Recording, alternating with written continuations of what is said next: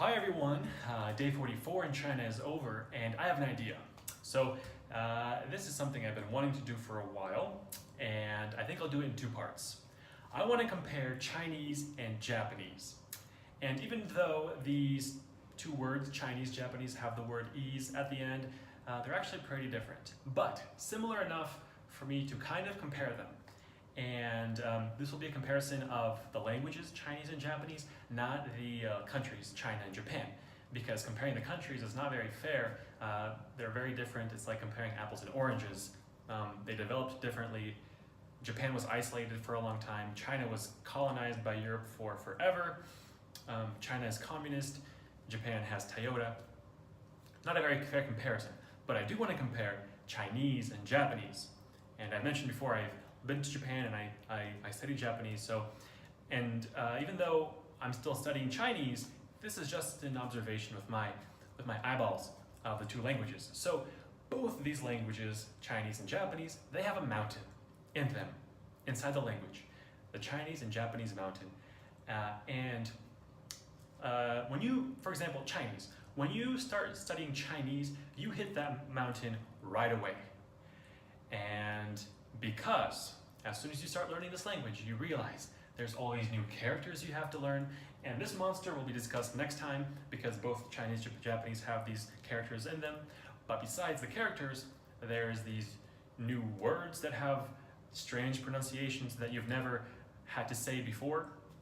Whenever characters are written with a Latin script, XIA is pronounced xia, and JIA is pronounced chia, and even RE is zh, and ER is R. And so your mouth has never been in that position before, so it doesn't really know what to do. Not only that, but there are tones. So ja, ja, ja, they're all different, right? And so not only are you practicing your mouth, but also your ears to hear these tones. So yeah, however, once you get to the top, once you understand the tones and the pronunciations, you realize that's it. There's no more. Now you can start your descent because that was the hardest part. Because besides that, everything is very easy. Chinese grammar is very easy. There are no cases, no articles, no plurals, no feminine, masculine, anything.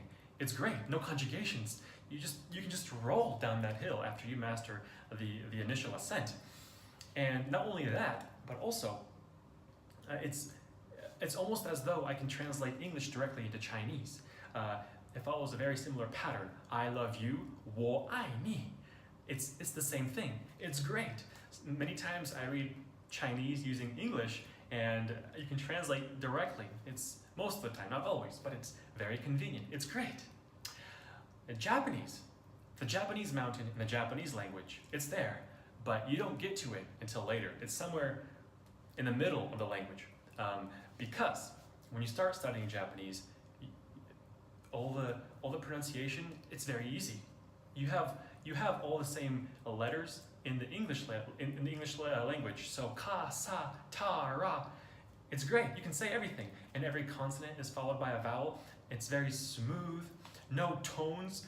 Wow, it's amazing. It's like walking through a valley with trees and butterflies. But then you start learning grammar, and that's when the initial ascent of the mountain starts. Because no longer is it I love you. Now it's I you love.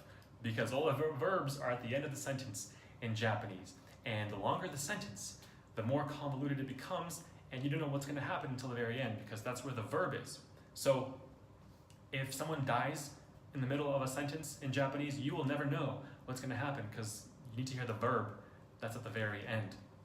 And yeah, it's all changed, and it's almost as though Yoda made a language. That would be Japanese. Whenever I ask my Japanese friends, how do you say this English phrase in Japanese, they have to stop for a moment and think about it and do mental gymnastics. Many times they break it up into 2 or 3 sentences because the grammar is all over the place for an English speaker. And then not only that, but you also realize that the Japanese they teach you in class, the polite Japanese, it's only a third of the entire language, because you realize there's also a informal Japanese for friends and family that has different conjugations, and then there's an honorific Japanese above the polite Japanese for business and for customers and for the emperor and for God at church. These conjugations are different, the way you express things are different. It's almost like learning 3 new languages, and all of that compounds itself to make that Japanese mountain that you get not until later, but it's a mountain you have to climb. So both Japanese and Chinese, they have that mountain. It's just located in different parts of the language when you're learning it. However, it is not impossible to get to the summit. And once you do, the only way to go is down, and it's much easier to go down, and it's much more fun.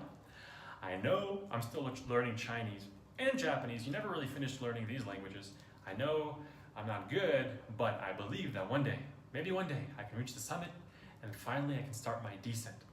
So I hope that was educational for you, and now you know a little bit more about these 2 languages.